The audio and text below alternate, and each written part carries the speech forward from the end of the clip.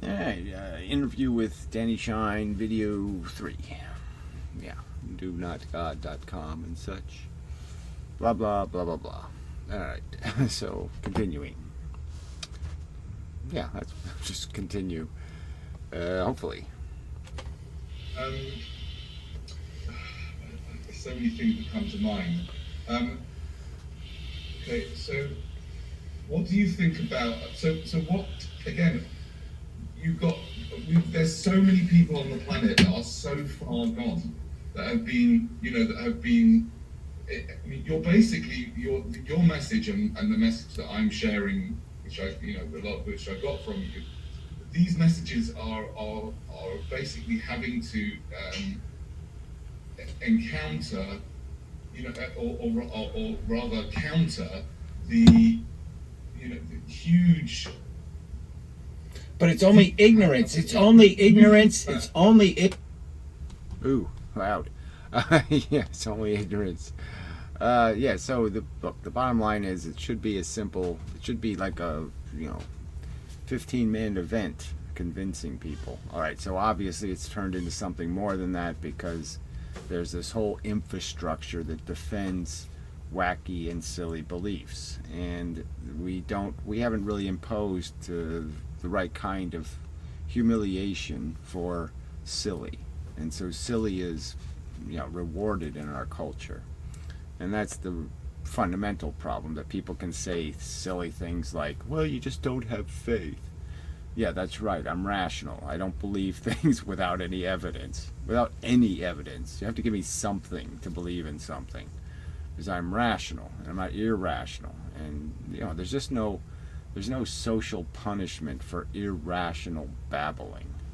People are allowed to irrationally babble. There's no sanction. It's almost as if we'll throw our jacket on the street so they don't have to get their feet muddy. I mean, they're protected and coddled rather than slapped around a bit, by reality. It should be humiliating to be silly. It's a simple enough statement. ignorance and misinformation. Those are the only things that are in the way. So I'm just saying that I think there is a way to give everybody a bath. I think there is a way to create a piece of art like Shakespeare, okay? I mean, Shakespeare invented all the formulas, right? All the formulas of creating the underdog, the sympathetic character, the whole thing that motivates human beings to make them feel something. So this is really just like writing good Shakespeare, okay? Like the Romeo and Juliet tragedy or something, just the whatever those Aesop's fables kind of thing, some other word for those kind of stories. Little metaphors, but yeah, the point is that you have to start where people live. So first you have to have characters they can believe in, like a scorpion and a frog, and then you come up with some sort of end that just demonstrates that neither one of them knows what they're doing, or whatever the conclusion would be. But it's just taking people from the point that faith is a dead end as a intellectual practice. If that's what you're going to live by, then you're going to live in insanity. And you have to propose a model of reality that has some plausibility, and everybody is just crystals. I mean, aliens, all kinds of they all want some story that has nothing to do with our reality.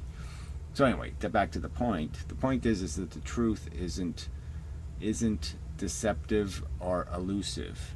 It's just covered under so much crap, and it is a difficult process of going through somebody's brain and reaching your hand into all that crap and trying to pull.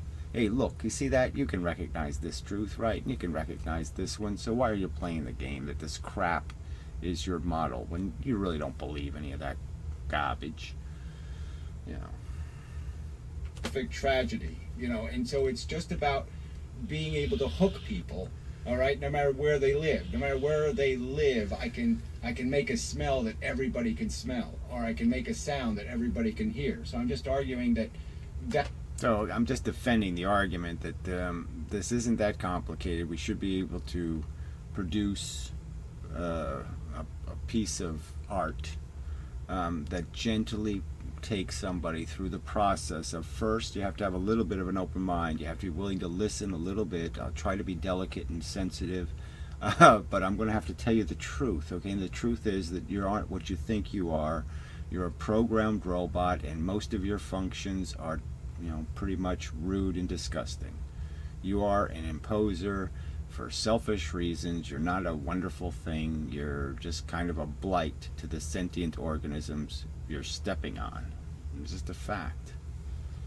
That's part of our job here, is to compose the silver bullet, okay, that kills all the vampires and all the werewolves, and it doesn't matter what kind of hideous monster they are now. Dracula, Frankenstein, works on all of them. Now, you reclimate them with the silver bullet. So I'm just kind of arguing that I think every human being is reclamatable unless they're psychotically crazy, right? So if you can reason with them, you can explain this basic economics, that you really don't have a right to create suffering in another brain and think, there, I've solved the problem, it's in somebody else's brain. And that's how people think, right? People think... Yes, well, people think all kinds. That's just one example of the stupid thing people think, okay? People think their kids are earned being treated better than their neighbor's kids. People think all kinds of silly things that are just plain silly, and it needs to be pointed out that it's silly, and all the smart people need to say, yes, I agree, that person's being silly, and they all have to have the guts to point their finger at silly and say it's dangerous for humans to be silly. They have too much power to be silly. Broken leg is serious when they have one, and it's not so serious when somebody else has it. And I'm just saying that logic is so simple, and I think it can knock down all the walls once you're able to have the conversation with people. Once they have enough of a crack of an opening in their mindset, they can understand. Yeah, and this again, it would be nice if you could get to them. The younger, the better, because the older they are, the more crusty the bullshit that they're living with is, and the harder it is to find the levers of truth. The basic knowledge that they had when they were a kid, where yes, up was up and down was down, and silly was stupid, okay, and all that kind of stuff, where you could make a rational argument without them spewing bullshit.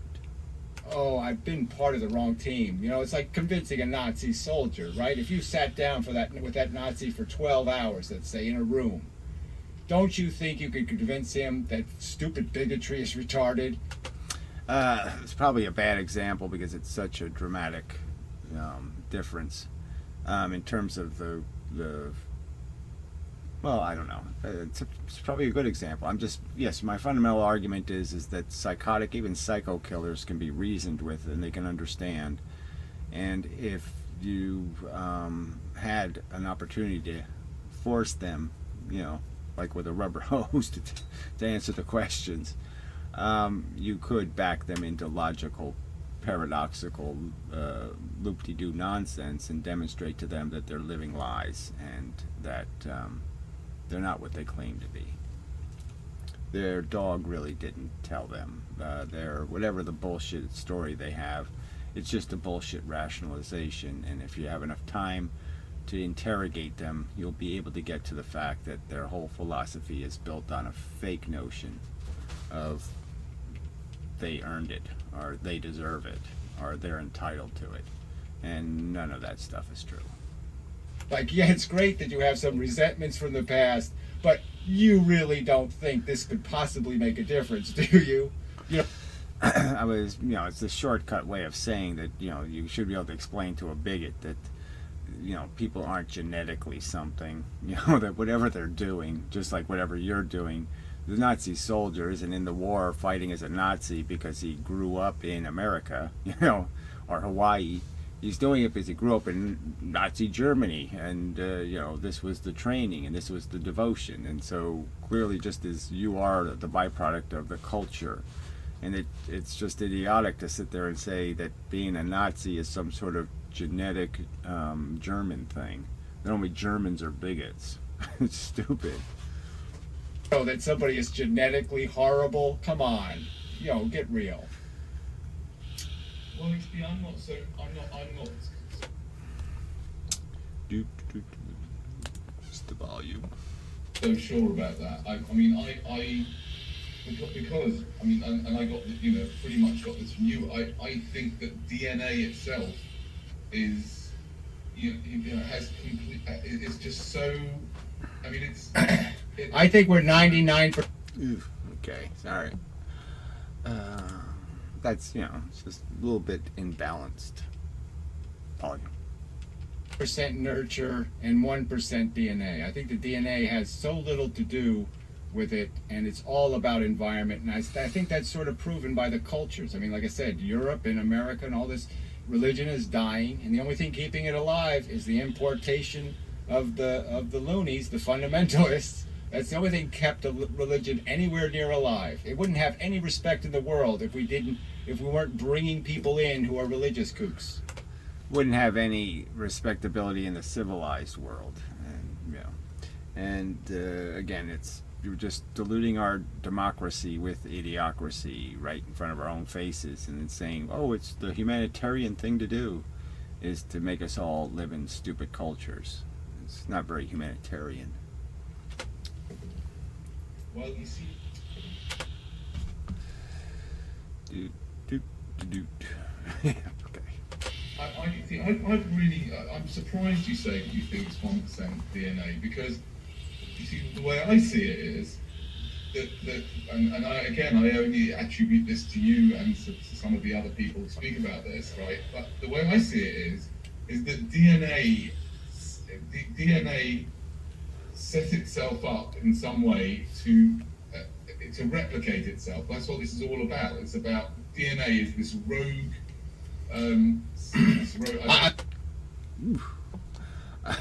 So, yeah, I'm interrupting because I already know what he's saying, and it's, I fundamentally disagree that there's a viable argument saying that DNA has somehow polluted philosophy, or somehow DNA makes us believe in fairy tales. I don't think any of that's true. I think the DNA, any part of the DNA besides what's in it for me. The whole way fairy tales, like religions, were able to self-sustain is because there was huge economic incentives. It was almost the same way that the Soviet communists became, laughably uncommunist, in terms of the fact that it was a club and you had to belong to the club, and it's just gang warfare. And so in that sense, it's not even DNA that rewards gang warfare. It's just kind of a fact of war, is that whoever has the bigger gang is going to have the advantage. So that's what it more came out of. There was a huge reward and punishment incentive to be part of these gangs, and to be part of a gang that doesn't have any ethics is even better. So, and religions just don't have any. I mean, beyond praying to their God, they're not very decent. So, it's an empowering force, in that you have no obligation except to follow these simple 10 commandments, and you don't even have to follow those very strictly, and you can annihilate anybody. It's okay. I know, but think about it in these terms. Do you really think we've DNA evolved in just 2,000 years? Because if you go to 2,000 years ago or 4,000 years ago, right, there wasn't much ideological anything. You know what I'm saying? I mean, people didn't have ideologies. They were living sort of like animals. So but they were still breeding, weren't they? Yeah, and the breeding thing is the obvious one, in the sense that, men have sex. So, I mean, I can make this argument. I guess, there's some men who actually, when they're having sex, are thinking about making babies. I just can't even imagine it, frankly. I can't imagine it, how it makes your perform better, how it makes the experience more fun, or any of that. I can't possibly imagine how you can imagine fetuses in your uteruses, and then the fetus, the baby, popping out of the vagina and stretching everything to pieces and doing all that crap and making stretch marks and doing. I don't imagine how you can think any of that's good, to your advantage. I mean, so I don't think it happens, frankly. So any argument that doesn't make a distinction between sex and reproduction, I don't think is a viable argument. I don't think it can have any grounding in any kind of reason. And and you can just go to all of the other mammals as sort of examples of the fact that they're only familial in a very negative kind of way. Like, those are my bitches. That's how most alpha males behave. It's not in any kind of family way. It's just my property. I don't even want to get into the the tendencies towards some degree of incest and whatnot, and sort of child abuse, whatever you want to call it. All of that's in there too. Well, yeah, but that's just the natural process, right? I mean, getting horny and breeding, right? They didn't have condoms. I'm sure a lot of the women would have said no mas, okay? They would have said no mas all over the place. I don't want to be pregnant. But they didn't really have a choice in the matter. So let's understand, when you give women choices, the game changes dramatically. So I guess, I keep bringing up this point that, yes, if you give women in India, for example, a high school education, if you get them through high school without having a kid, they have half the number of children. It goes from 5 average to 2, so it makes a huge difference. So it's not a genetic thing, it's a brain thing and a behavior thing, yes, but it's behavior based on a tradition and morality, and has it's just imitating. People just imitate what they see, and if they see a world where everybody's having babies at 13, well, then they have babies at 13. Okay, birth rates go way down when women. No, it's built in, the desire. No. The desire to have sex is not the desire to have children. The two are not the same thing at all. But it's still, the desire to have children is still, surely, it's all part of DNA. I don't think so. I don't think there's any animal. I don't think there's any animal on this earth humping the bitch going, I'm making babies, I'm making babies, I'm making babies. No male lion is saying, I'm making lion cubs, I'm making lion. He doesn't care. The gorilla doesn't care. None of them care about making babies. I think that's... So I probably say that's the kind of stuff where I probably said it ruder than I needed to to get to the point. So anything that borders on these kind of conversation, where you're getting to these fundamental orgasm kind of stuff, what drives people, what's really motivating them, and it's always a little bit more complicated than these sensations. It's a sense of accomplishment and a sense of conquest and a sense of ownership and a sense of all this stuff that goes with it. But none of those things have anything to do really, with some sort of perception where the person actually thinks it's a good idea for the kid, or actually gave any thought to having children for some purpose that the children have. It's a purpose that they're sort of thinking they might have. I mean, from my perspective, understanding, the fact that, they're not, your children aren't fuckables. They aren't something that, so what's a male going to have? What use are they going to have? They're doorstops. They can, and the rest of it is, we know the third world does this calculating where people actually have kids because they think of it like Social Security. They think of it like, I'm going to win the lottery. One of my kids will be a success and he'll be able to take care of me.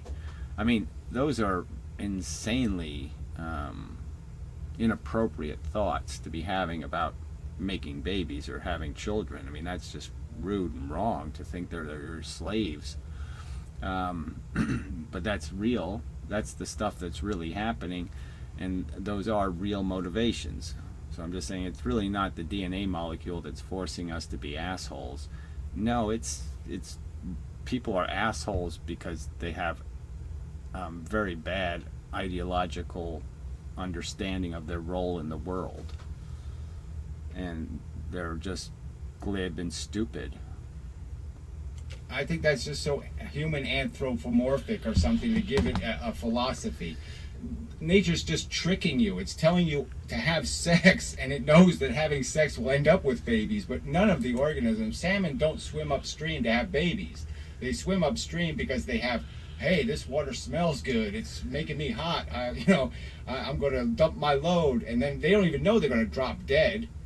you know I know that Yeah. salmon may be, but humans, I think humans that have evolved, DNA has hijacked human, not just with sex. Which All right, so- think, sometimes when I think about sex, even though I enjoy the pleasure of sex, I see it as a terrible.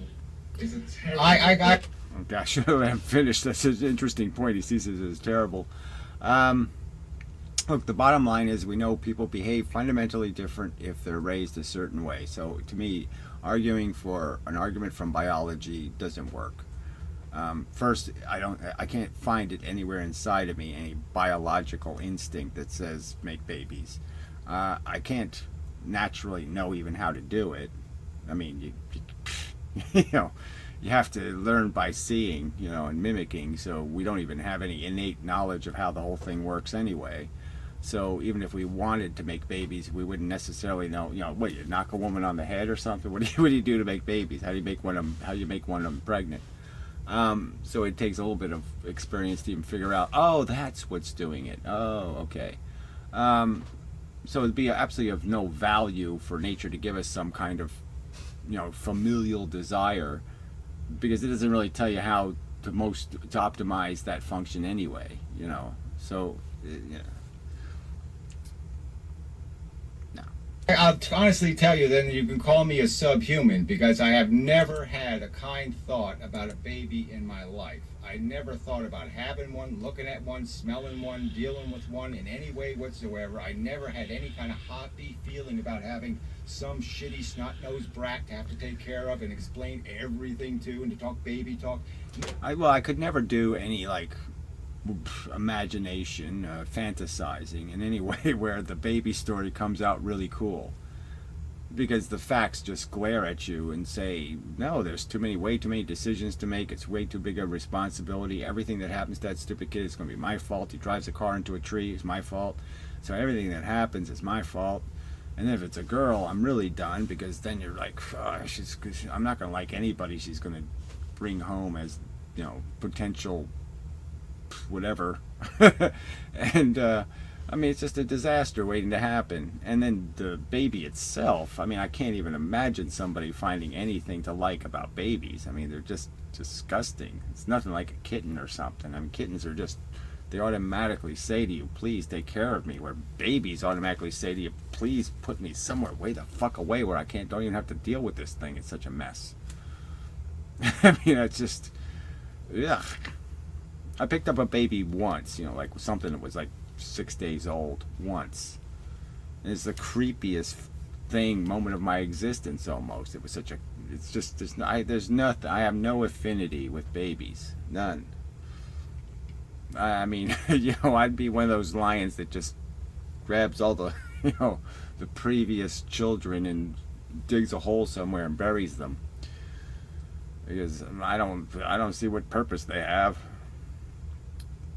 None of that ever appealed to me in any way whatsoever. I never, ever wanted to get a woman pregnant. Why would I want to get this beautiful thing that I'm having sex with? Why do I want to make her look ugly and jeopardize her life? It's the last thing I want to do in the world.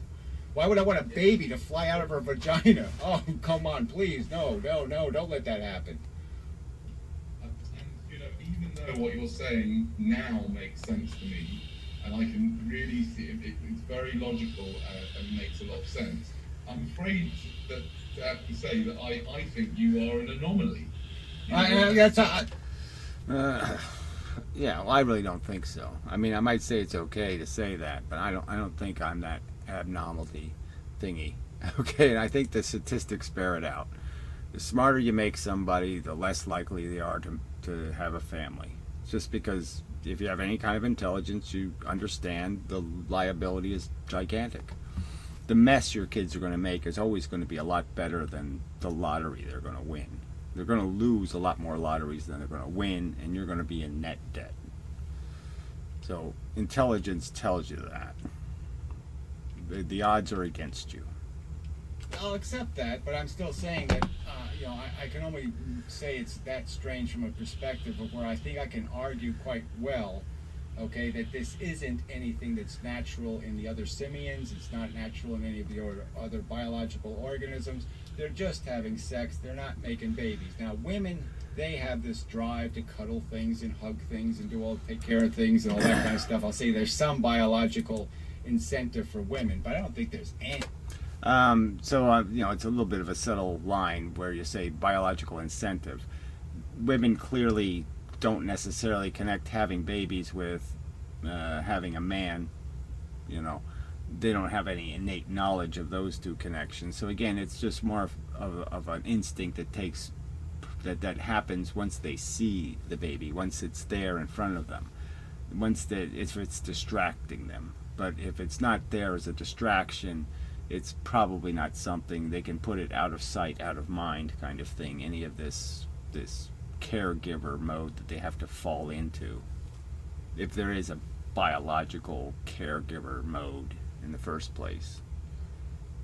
The biological incentive for men to ever care about having kids. It just isn't part of that. I beg to differ. To an extent, I beg to differ, but I'll come back to that in a sec. I'm surprised you're saying all this, because surely.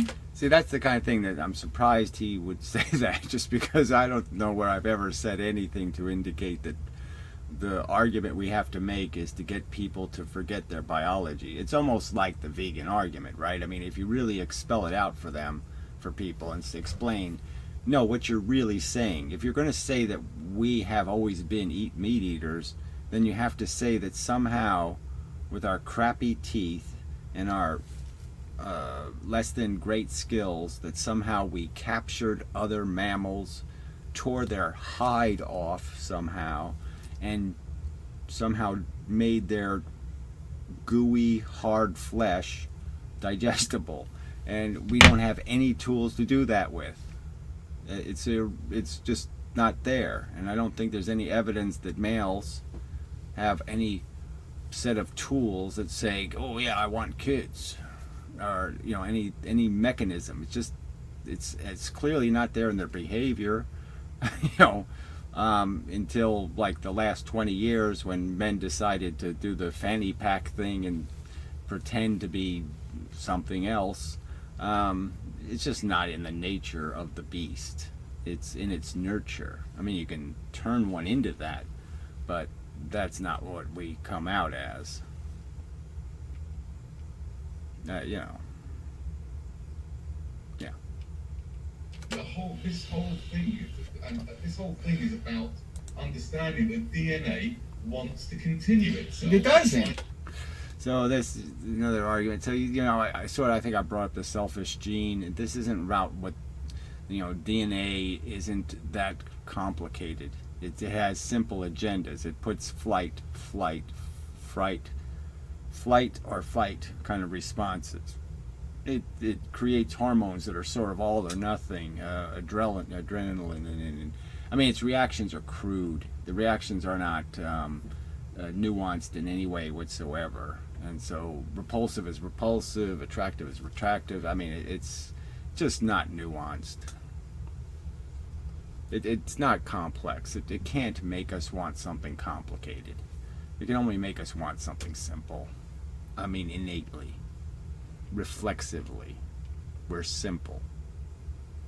It doesn't. It doesn't care about continuing. So DNA has no agenda. It just replicates. Okay, it's the selfish gene. It's Dawkins' argument. The only thing evolving is the chemical. The chemical molecule is evolving. Pieces are sticking to it. Okay, and we're just the mechanism used to test the DNA model. So that the little chemical thing makes copies of that thing of itself, and it has those copies go into the world and get annihilated, and that's the test. That's just testing the real change that took place on a DNA molecule, and it really can't be a nuanced philosophy. Philosophy isn't written on the DNA molecule. All that's written on it is how tall you're going to be, how aggressive. Lots of things can be written on it in terms of how jumpy or nervous you are, or how lots of that kind of stuff can be written in the relationship between your organs and the hormones and all of that crap. But it's not writing philosophy. They're trying to make themselves stickier, so they stay. So they replicate themselves on different places in the same DNA. They do all kinds of tricks to make a certain piece of code stay on the DNA molecule. And again, the only necessity.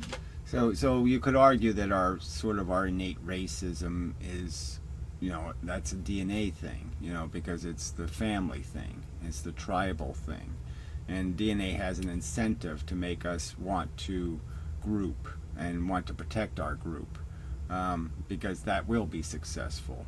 Because you need a group, you need a mob. Mobs win, individuals lose in evolution. The DNA molecule, you could say, has engineered. The only thing it engineered was the simple process. It doesn't need to make you want to have kids. It just needs to make you want to have sex, because it knows when you're in your natural ignorant state, you're not going to know that having sex means you're making babies. You're not going to have any clue. And that's the truth. I mean, it's just not.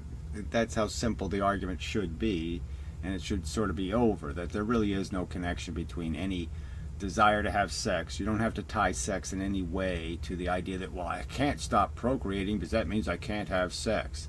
That's a ludicrous argument. Yeah, but I mean, again, I still disagree with you on that. And an example of that would be that I have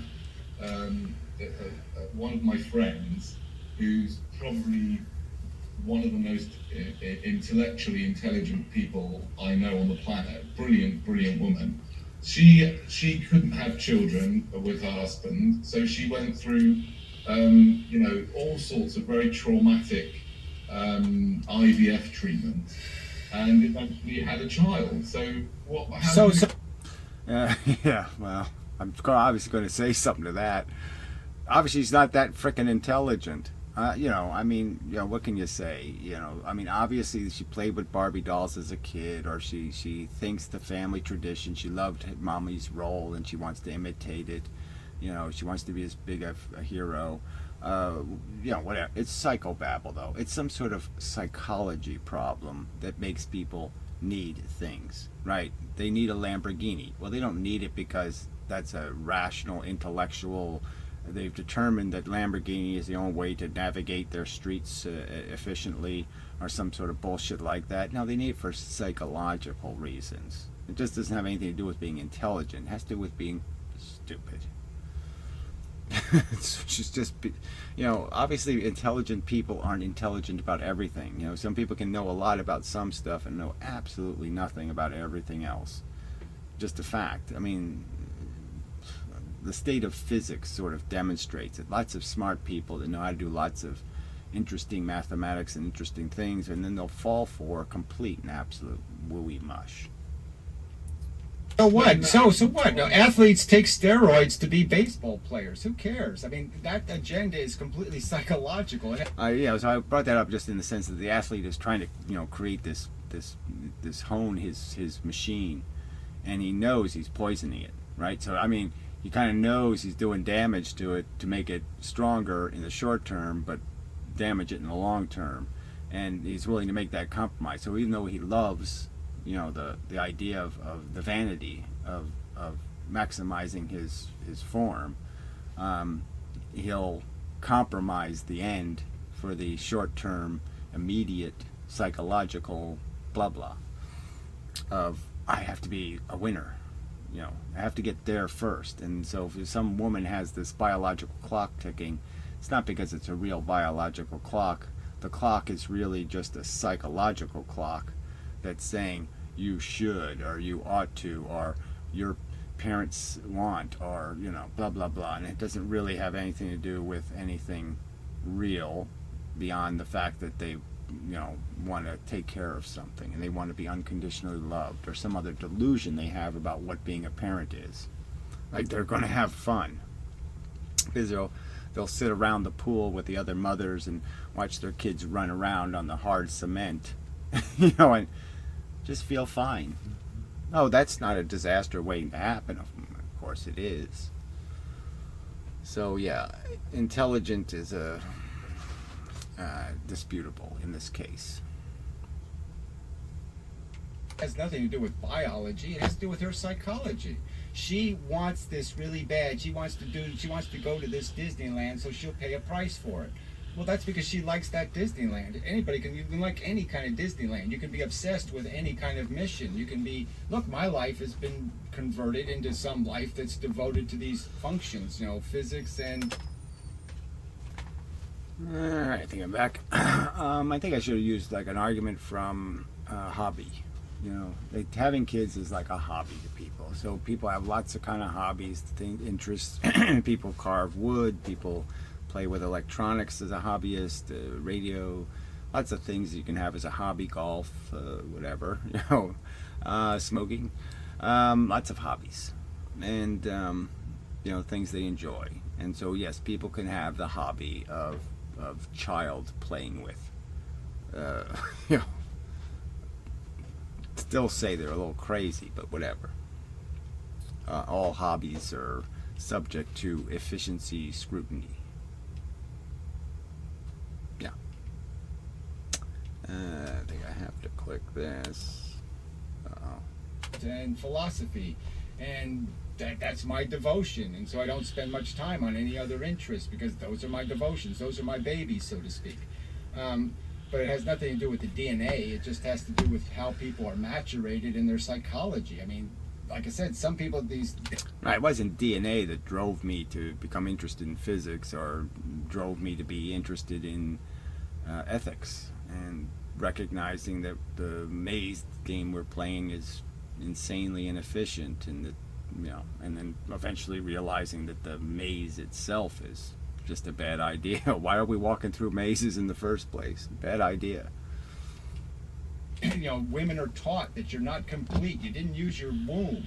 If you went through your whole life and you never used your penis, to have sex, right? You say, well, I never used my penis the way it's supposed to be used, and so women sit there with their empty uterus thinking, oh, somehow I have missed the...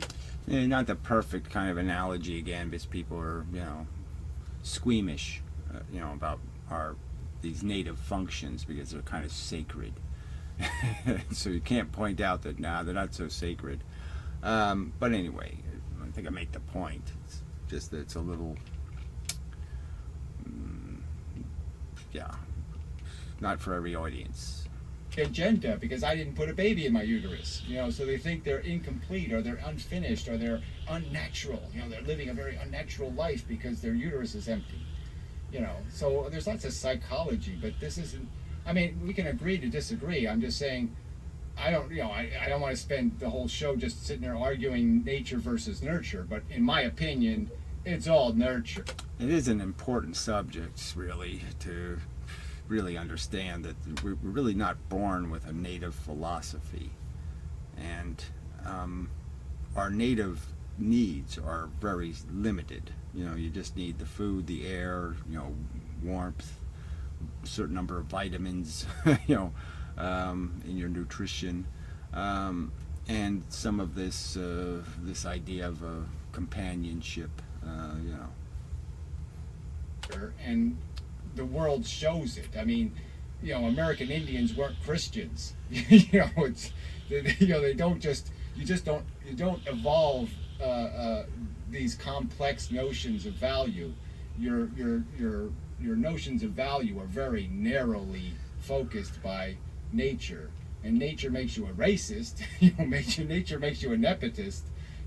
Nature makes you love certain women with certain attributes, but nature doesn't give you that's even a tricky one, right? Because it's not really nature doing it, but it's the fact that nature allows certain triggers in your environment to do it. So at the right age of your maturation, you're going to be attached to somebody who's thin or somebody who's heavy, or somebody who wears a yellow hat, and all of a sudden yellow is going to be part of your, sexual thing, and you're going to be sexually oriented by these relationships you have with people, and how, whether they're positive or negative, and that's going to, in a sense, start to shape your preferences in terms of what will end up being associated with sex and what will be associated with going to the dentist. Complex idea that I want to be a family man and successfully raise children. Right. You don't think it's anything to do with DNA's desire to replicate? Like I said, in a woman, I'd say there's some argument to be made that their percentage. Yeah, I'd still make, there's no argument that they necessarily are connecting their desire, okay, to tolerate men, whatever that is.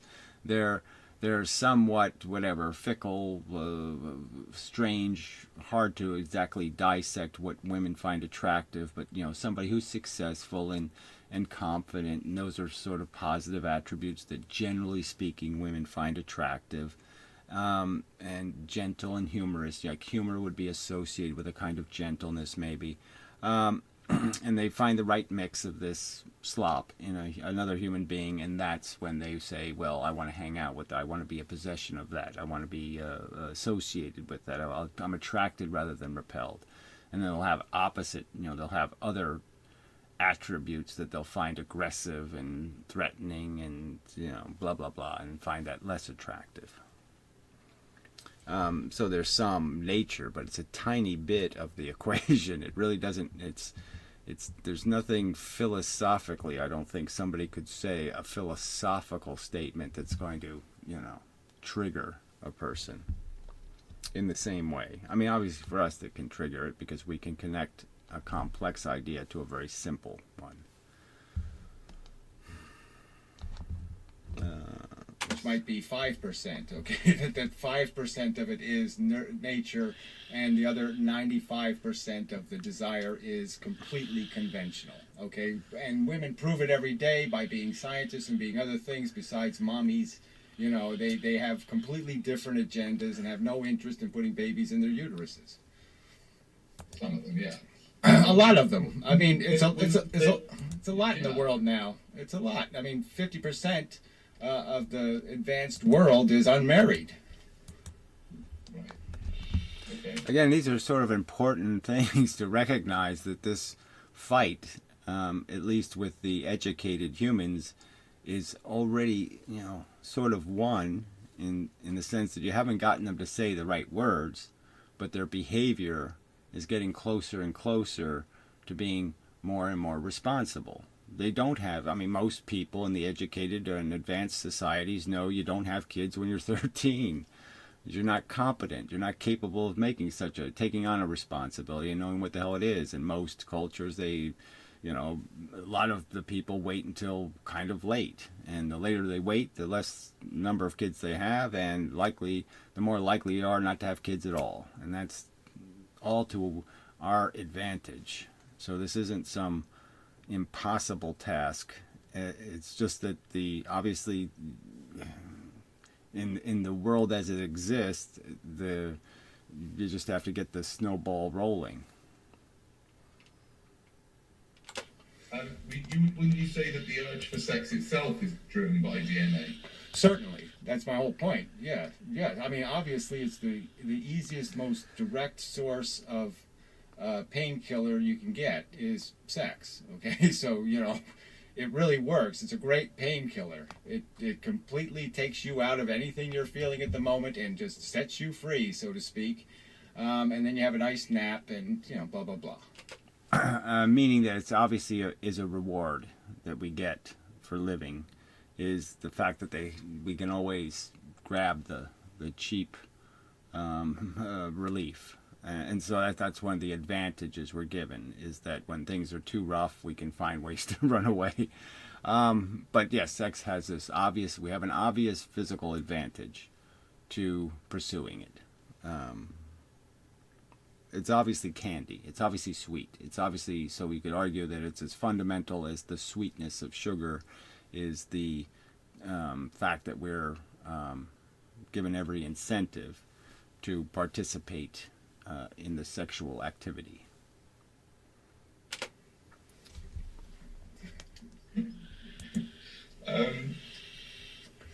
So coming back to what you're saying, I'm still not 100% clear about your plan. Is your plan? I mean, My initial plan. Okay, so I really shouldn't interrupt. Should let him finish the thought, but obviously you already got the idea, the words in there. So why not just get to it already? And there's nothing more to it. Is in this sense that I'm supposed to have a plan before I have gathered. It's like if you're going on a camping trip, right? You have to put the stove in the thing, and you got to have the fire matches. You got to organize it before you take the trip. So it's more about like it occurs to you that maybe I should start arguing what I really believe instead of just pretending that these little subjects are the important ones. So I finally got to the important subject and said, look, I'm really anti-life, and I think I can logically defend that position, so I'm going to do it. And yeah, you have to do it in this atmosphere where argumentation might not be enough. You might have to do it in some artful way or in some other kind of way, because you can't say it directly, because people can't consume it directly as a statement. So that's part of it. But yeah, the whole point is really planning for the trip is what I've been doing on YouTube, is finding out what arguments work, what arguments don't. I mean, when you finally go on the trip, you want to take the arguments that work, mostly. I guess you still want to take, even if they don't work, you somehow say, I got to have matches. I mean, even if they don't work when I get there, I'm going to take them because it seems too obvious that matches must work. It's just that I've tested them against things that, are impervious to their function. But yeah, they really should work to start a fire. I mean, even though I can't get them to work, certain people, I just can't catch them on fire. But anyway, yeah, it's, I think this shouldn't be something I have to defend. I mean, obviously I don't make videos in any kind of, formal, regimented, it doesn't look like a real pointy arrow on a real clean stick with really nice feathers, right? I mean, it still looks a little bit like a club, Yeah, I'm not honed or refined or finished. And my initial plan, right, was to just say what I've just said in this video, pretty much, right? And say, there, I'm done, you're convinced, right? But the problem was they weren't convinced. I thought that was funny. Just because, I didn't think it would be this difficult. Like a lot of things, I didn't think physics would be that hard to challenge either. But it is, and that's just the way it is. So, this is taking a lot longer than I thought it would. Nobody was convinced. I made the argument, nobody was convinced. Okay, so I have to do it again, and then I have to do it again, and I have to do it again. And my plan is the argument I'm making is the silver bullet argument. I'm saying you know Monty Python, right? You gotta know, right? So they had this skit where they had the perfect joke, and whoever they told the joke to, they would drop dead, right? And so it became a military weapon because it was the perfect joke. All I'm saying is I think we can write a perfect movie or a perfect play where yes, that you can create a perfect piece of dramatic art that will say all that you need to say, and unlike all the other tragedies that have been told to people, unlike Shakespeare, it will end with the reasoned logic that whose fault is all of this? Why keep making disaster? Why keep putting the ingredients in the bowl to have the disaster? Why keep putting the match to the gasoline? It's that simple. Just put the match out. Every ounce of appreciation for this horrible rudeness that we are committing by allowing all of these victims to be created is nailed. I mean, like nails in their face. Okay, a human being watches the movie and it's like nails in their face, and they say, I get it. Okay, I get it. All right, I gotta grow up. See, it would have been interesting if they had like a Star Trek movie or a Star Trek episode even, where you made this villainous character who was out to empathetically sterilize the universe. And they made these basic arguments, and it would be funny to see over time how people could argue against it, how they could argue that it was actually a bad idea if it humanely annihilated, suffering and prevented it in the future. Because it's not an argument they can defeat. So I'm just saying that none of the drama constructed by very clever people has ever been constructed to finish the fable, to not end with some stupid "and they lived happily ever after." So instead of ending the story with some lie, you end the story with "and then they realized that, oh, they were the cause of the mess in the first place, and the cause is just creation, and if you don't create it, you have no downside risk at all." There's nothing to lose, and you gain everything in the sense that you gain all the prevention of all the harm. I gotta quit being this selfish, religious loop-de-doo who's just making a mess. I have to start taking responsibility for the fact that the blood is on my hands. If I do nothing, it's on my hands. Yes, I have that in the story that so Captain Kirk, by not pressing that button, you're going to create a bunch of torture. A bunch of victims will be created in the future, and each one of them, it's like you're personally injecting them with the cancer. You think you're going to do something. Your Federation is going to go do something that's valuable enough to justify all the harm you're going to cause. It'd be interesting to see what kind of wacky answer Spock and Kirk could come up with to, make any sense out of that nonsense. Because all they had was their own neuroses to motivate them. As much as Spock was supposed to be motivated by logic, his logic was completely subjective in the sense he had his own biases and his own bigotries. That has to be sent home to these glib jerks. Yeah, but there's 7.7 billion of these glib jerks. I don't know, and billions of them believe silly stories. Look at the silly stories they're believing right now. They're preposterously silly stories, and they're convinced. Why are they convinced? Because their parents convinced them. And how did they convince them? By just droning it into them, right? I'm saying that I'm just saying that obviously, again, intelligent people shouldn't say, "Oh, it's impossible to." Educate people. It's not, and the education isn't that complicated in terms of just obligating people not to be silly. Overtly silly. You can't impose on something else with the excuse, well, my imaginary God in my imaginary story of blah blah blah says I should do it. That's worse than talking to your dog. That's really worse than doing something because your dog told you to. Cure for that drony Borg disease. And the cure is intelligent people have to start having intelligent conversations about being responsible. And once enough intelligent people have that conversation, then they'll realize they have to preach it to the poor. They have to quit cuddling the poor and saying, "Oh, it's not your fault. You don't have any free will. You're okay. It's okay to be a stupid moron." They have to point out that, no, it's not great being a stupid moron. Ignorance sucks. It isn't some wonderful thing to be. It isn't some okay thing that will give you a bus to drive and will allow you to make human beings. No, you have to take responsibility for the state and condition of your robot. If your robot is stupid, okay, we just don't let it go everywhere. It can only go on the place where the little ropes are that tell you how to navigate, because you're not capable of navigating on your own. Really. Look, we have labels on ladders, liability labels, because people don't understand what ladders are for. Again, idiocracy. There's just no reason to make our whole civilization dumb, to placate, what should be a minority, not the majority.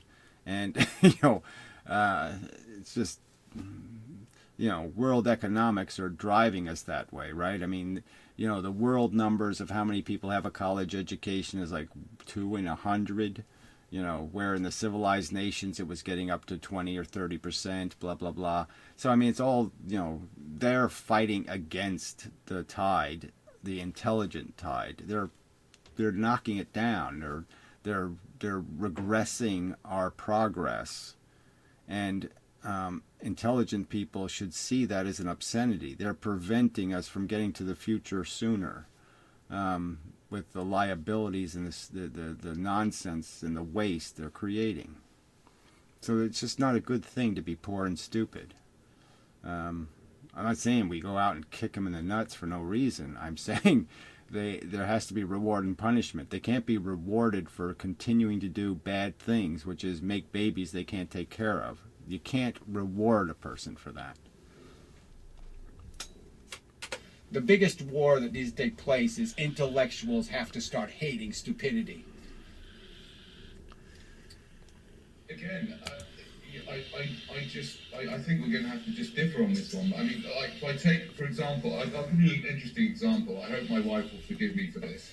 Yeah, but I'm married to a woman, and we were both. I was brought up in the Jewish tradition, which is very natalist, which is why I just did it without really, because everyone else was, and it was just I hadn't even met anybody who had who decided not to reproduce. I literally not met anybody like that my whole life until I was over 30, right? So I'm married to this woman, and she's an intelligent woman. She's got a couple of degrees, and even more than that, we practice. So you can hear all these necessary noises I'm making where, I have to learn how to not touch anything on the table when the mic's on. But anyway, my bad. A wonderful form of therapy, if you like, together, where what we do is we swap roles. Yeah? So we have conversations about things where I become her and she becomes me. And it's hugely therapeutic and a lot of fun, yeah? So recently we had one of these conversations with... So anyway, at the time, I'm saying this is like, so this would, for me anyway, in any relationship I've ever had with somebody, this would be toxic, because all it would end up being is me mocking all the irritating parts of the other person. And I'm sure they would find lots of stuff to mock about me. Oh, you think I'm going to be a nuclear physicist? And and it would just end up being let's exchange insults and really hate each other. So yeah, I don't think it'd be very therapeutic, unless the therapy is, how to kill your mate in 3 easy lessons. She became me, and she's very bright, and she understood. She was almost better at doing me than I was. So she'd become this anti-natalist, right? But when the conversation was over, and I spoke to her about whether she wants our children to reproduce, she still says yes. So in other words, just even though the logic is pretty solid, as far as I can tell, so far in the 2 years I've been into this, I've not come across any logical argument. I've been searching on the internet for anybody that comes up with any sort of argument against it, and I haven't found anything yet. So in a way, though, he's saying that if his wife was fully aware of the analogies that you can make to, like, Frankenstein being way underqualified, to create or to recreate somebody, the fact that he doesn't even ask the permission of the thing he's recreating. Well, technically, who knows? I mean, the wrong brain and all that kind of stuff. But anyway, brain exchanges. Regardless, are just the idea of the fact that the victims aren't going to be allowed to say, to veto. You're just going to force them to be victims. And you're really doing it. You're really going to inject those kids with cancer or something like that. So she survived that analogy. She understands the analogy that to have what she wants, which is her successful grandchildren, there's this real risk that they're not going to be that, and that they're going to be injected with cancer. And more precisely, she knows that she also understands that if I give you the liberty to do it right, unfortunately, the way the system is, I'm giving a lot of poor people the liberty to do it wrong. So there's going to be a lot more children born to people who are not very conscientious than people who are conscientious. So even that argument fails. Like, I'm going to overcome the bad odds. I'm going to eliminate a lot of the negative lottery tickets. My kid won't be a drunk. My kid won't be a wife beater. My kid won't be a psycho killer, because I'm going to do all these special things. I'm just saying, is it realistic to say she understood any of those arguments? Or did she just mimic? I don't think children are useful. Children should be doorstops. Why did the baby cross the road? Because it was tied to the chicken. They're just going to tell, they can understand maybe baby hatred, or maybe they can understand some prohibition against idiots having kids, but she didn't really understand the subject, right? And then when you get into the whole defense of evolution, does she really understand what evolution is? That evolution kills the, predominantly the inexperienced and immature and young, okay, and brutally does it. Brutally kills the little innocent young things, at twice or 3 times or 5 times the rate that it produces these successful things that get to grow up and then die. I'm saying I don't think she could have understood any of the arguments. I just don't, and be called intelligent. Yeah, and so even though she when she steps out of her own self, she's able to become me, and to become and to really understand the ideas. When she steps, I wonder if she's a vegan, so she doesn't even understand the vegetarian argument.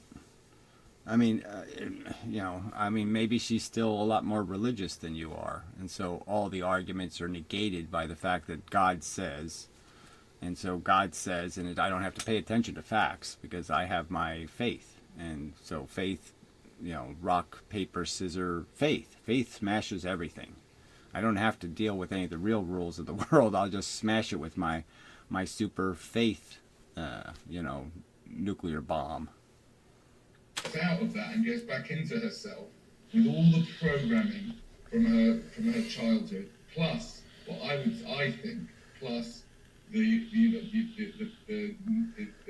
DNA inside herself, right? All of that put together, she's not buying into it. Well, I know, but the mimicry is, I could mimic a convicted religious person quite well. I know what it is to have conviction, so I know I could be a very good fundamentalist, and I could mock religion essentially by pretending to be one of them, and I can make rationalizations, man. I'm a killer at rationalization, so sure, I could come up with all. Yeah, I can talk shit, so you can just make up these, write the silly story, and say why the silly story is a circle, the circle of life crap or something. You could tie it all together and say that somehow it balances when it doesn't. You can make excuses why the 4 looks like a 3, 2 plus 2, but yeah, that's playing a different kind of game, and that's more of a, satire, or, it's a form of mockery in that you're deliberately attempting to think like an imbecile and say, what would an imbecile do with this? Kinds of reasons. Well, there's, why did God put dinosaurs on the earth? And I'll just say, well, because it was a test. And, I'll come up with all these great answers to any question you ask, why I shouldn't believe. But I obviously don't believe any of it. Oh, yeah? Well, what was God doing for eternity before he thought up making humans? Well, he was making all kinds of others. No, I can't say that because he learned from this one because of the errors he made. So I can't say he was making other creations, because then he would have gained experience and wouldn't have had the whole Noah problem. So yeah, I can't use that. Well, what was God doing forever? Yeah. He was going to school. He was a really conscientious learner. That's why he's so smart. He went to school forever. Yeah, that's it. Alright, anyway, maybe this is a good point to end. So I'll end here. It's a good point to end, I think. well, maybe we'll finish this part. It's a little delicate. I mean, I'm talking about another guy's wife, and I should be more careful, and but I couldn't be bothered. So, yeah, bad on me. Those, right? They wouldn't be explanations that I would use if I was having a serious conversation. So the fact that she could mimic you doesn't mean she really did understand you. And certainly I would go back to some point like rudeness, right? I mean, if she understood how rude you see it, okay, it's obnoxiously rude. It's like going right up to somebody's face and letting a fart out or something. It's so. Oh, yeah. So see, I was a little rude in that metaphor or analogy or whatever argument point. Rude to think you know what's best, right? I'm going to walk up to you and say, I know what's best for you, right? And living as my child is what's best for you.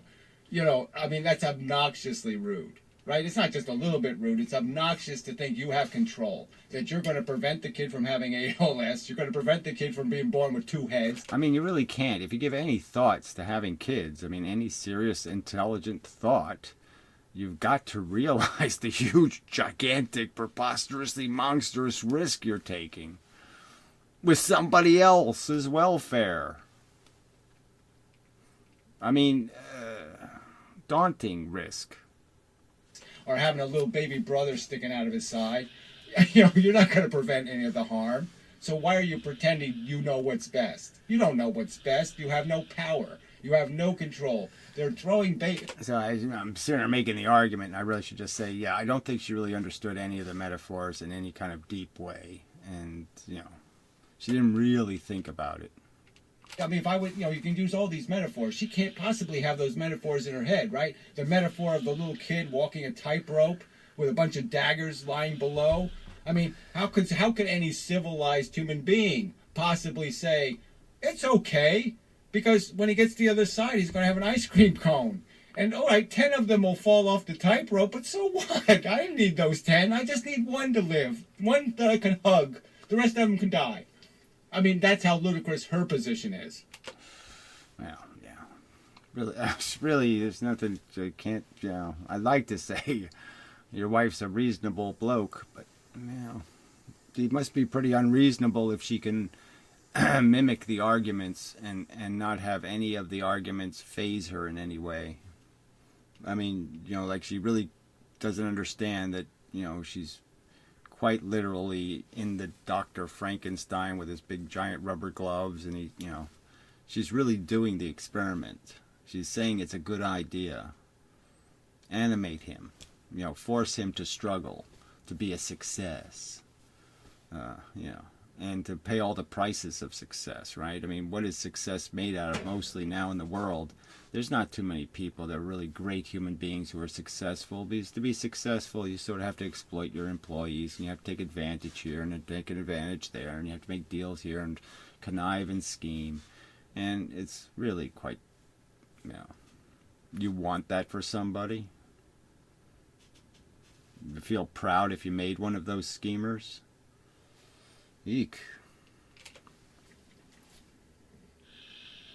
And I'm not sure that you appreciate how colossal it is, even though it's simple to understand. I don't think, or maybe Will have agreed. For me, okay, let me put it this way. I think that it is a huge and extremely unusual achievement. I don't know if that's the right word, but I don't think you realise that how much you need to step out of your nurture and nurturing or our. Right, but I do understand, and the whole point is that when you're intelligent, the first thing you can do is point your intelligence at yourself and realize I'm a robot. Realize I have a bunch of schemes that don't really have anything to do with what I'm pretending they are. Okay, I want a lot of stuff and I pretend it's good for the planet or it's good for, when now it's good for me. And that's so easy to see. So, and like I say, anybody intelligent kind of can't escape determinism can't escape the fact that you're just byproduct, and all of it is worthy of scrutiny. Every little bit of crap that floats to your consciousness as an idea, all of it deserves scrutiny. And even if you can't change your fundamental character, even if you're going to remain a schemer and a selfish bastard, you can intellectually understand, oh, that's what I am, and I'm not going to pretend I'm something else. And so, yes, when you get on the subject of, there's some cute chicks in the green room, can I contrive an excuse where I need to bring them some sandwiches, right? They need some sandwiches. Somebody has to take them some. I'll do it. I'll volunteer. Am I being gracious? Am I being generous? No, I'm scheming. I'm just saying that, concede you're a schemer, but when it comes to answering fundamental questions, yes, no, that are built out of right and wrong, recognize that, yes, I'll probably scheme for a rationalization that makes it right, but I do know that it's wrong, and I'll say it's wrong. So it's like me being addicted to nicotine. I'll say it's wrong. I say don't get addicted to anything. It's a waste. It's stupid. I say anybody who gets a kid addicted should be punished severely and all that kind of crap. So I can be completely against something and still be addicted to it. I'm just asking that people not be hypocrites and pretend that their agenda has been well formed by thoughtful evaluation, instead of just recognizing that, yes, my culture that raised me was crap. They never thought about anything that mattered. They were just lost in their bullshit. I shouldn't be owned by it, but I am. And, I like the music. I like the dances, but I know that my dances aren't better than everybody else's dances, and I can't play this game that mine are better dances, and I'm not going to vote for making my dances, forcing other people to dance my dance, and, however it goes. But I'm just saying smart people should be able to do that. That's all. Especially in the context of understanding evolution and understanding history, human history, and reading just a little bit of Freud. You get it, okay? We're just psychological bullshit organisms. Most of it is garbage. It doesn't have anything to do with any principle or ideal. All right, so till the next time and such. So halfway through, so.